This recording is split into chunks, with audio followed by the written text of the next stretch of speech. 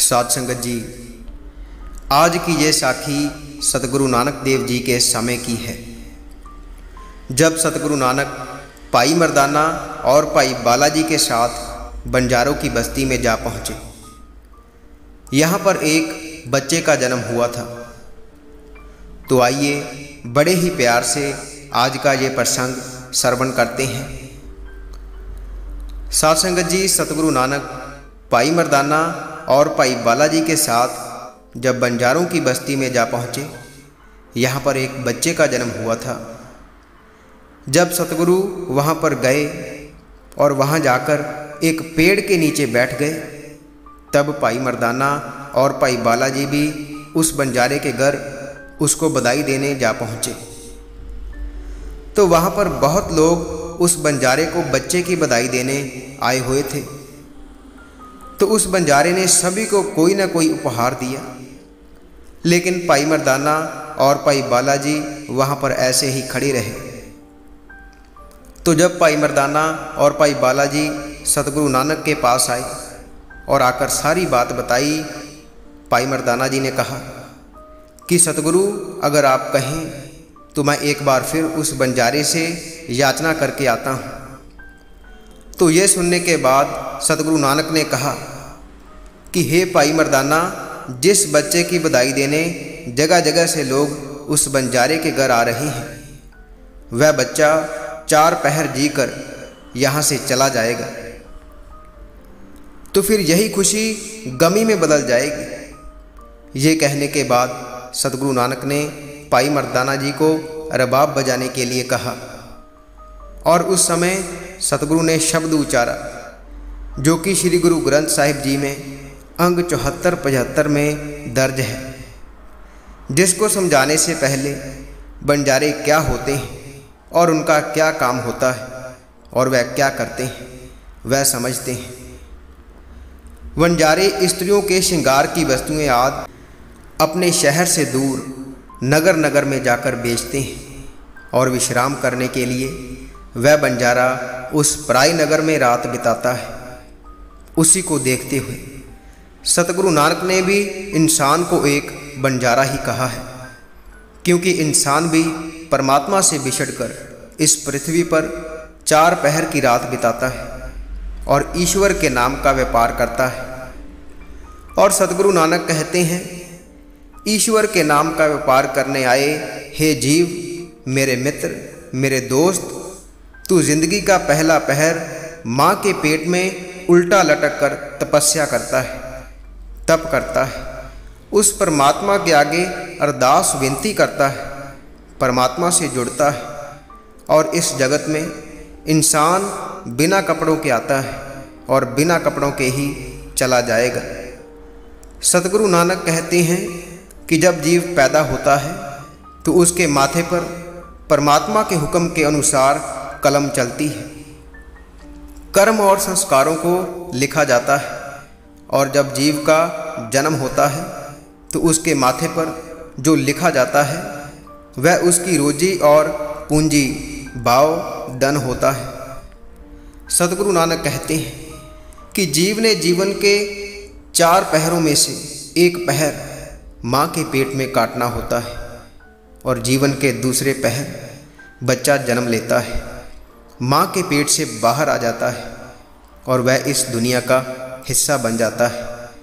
जब जीव माँ के पेट में होता है तो परमात्मा से जुड़ा होता है, प्रभु के नाम का सिमरन कर रहा होता है, और परमात्मा अपने उस जीव की संभाल करता है। माँ के पेट में अभी जीव 4 महीने का ही हुआ होता है जब प्रभु अपने उस जीव में जान डाल देता है, और उसे बिना मुंह के माँ के पेट में खुराक मिलती रहती है। वह बिना श्वास के रहता है, लेकिन जब जीव दूसरे पहर में माँ के पेट से बाहर आ जाता है तो उसका वह सिमरन टूट जाता है, इसलिए वह रोने लगता है। जब भी बच्चे का जन्म होता है वह रोने लगता है, क्योंकि माँ के पेट में वह सिमरन से जुड़ा होता है, और जब वह बाहर आ जाता है तो वह सिमरन से और परमात्मा से टूट जाता है। और जब बच्चे का जन्म हो जाता है तो उसके पीने के लिए प्रभु ने बाहर भी दूध का इंतज़ाम किया होता है। लेकिन जीव जब दुनिया का हिस्सा बन जाता है तो ये सब भूल जाता है और जन्म होते ही सभी लोग बच्चे से कितना प्यार करते हैं। माँ अपने बच्चे को हाथ में लेकर कहती है कि ये मेरा पुत्र है, ये मेरा खून है। लेकिन उसका मूर्ख मन यह नहीं जानता कि अंतिम समय हमारा कोई नहीं रहता। इस पृथ्वी पर हमारे जितने भी सगे संबंधी हैं, जितने भी हमारे संबंध हैं, वह इस जीवन काल तक ही हैं। जब हमारा यह जीवन समाप्त हो जाता है तब हमारा उनसे कोई संबंध नहीं रह जाता। तो दूसरे पहर में जब बच्चा माँ के पेट से बाहर आता है तो वह धीरे धीरे कर इस बात को भूल जाता है कि वह माँ के पेट के अंदर परमात्मा से जुड़ा हुआ था, उसके सिमरन से जुड़ा हुआ था। वह सभी बातें भूल जाता है। जिसने उसको जीवन दिया वह उस परमात्मा को भी भूल जाता है। तो जीवन के तीसरे पहर जो कि जवानी है, जवानी में जीव धन और माया के जाल में ऐसा फंस जाता है कि वह परमात्मा से दूर होता जाता है। उसको परमात्मा की कोई खबर ही नहीं रहती। उसको ये बात भूल ही जाती है कि उसे जीवन देने वाला वह परमात्मा है, वह मालिक है।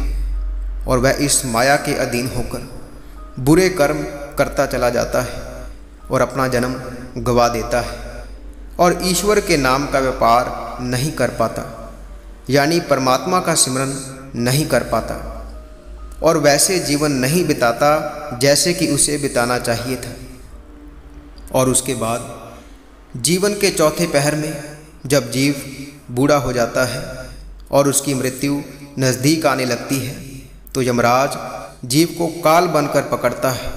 तो उस समय जीव डरता है और उसे कुछ भी समझ में नहीं आता कि ये उसके साथ क्या हो रहा है।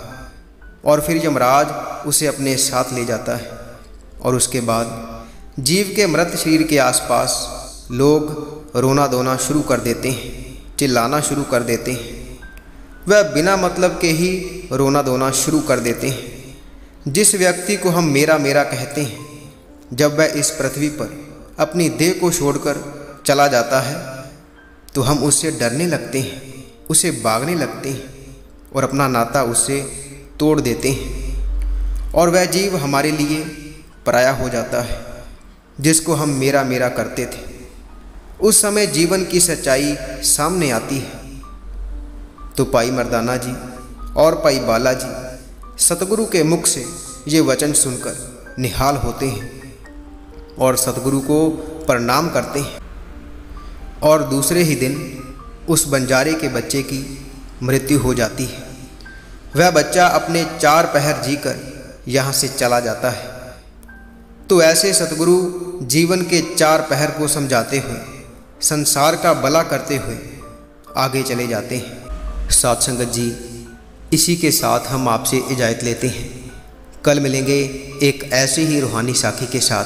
अगर आप ऐसी ही रूहानी साखियाँ सुनना पसंद करते हैं तो आप इस चैनल को सब्सक्राइब कर लीजिए और साथ ही बेल आइकन पर भी प्रेस ज़रूर कीजिए ताकि हम जैसे ही नई साखी अपलोड करेंगे उसकी नोटिफिकेशन आप तक पहुंच जाया करेगी। और अगर आप रूहानी साखियाँ पढ़ना पसंद करते हैं तो आप हमारी वेबसाइट www.santwachan.com पर जाकर पढ़ सकते हैं, जिसका लिंक वीडियो के डिस्क्रिप्शन में दिया हुआ है।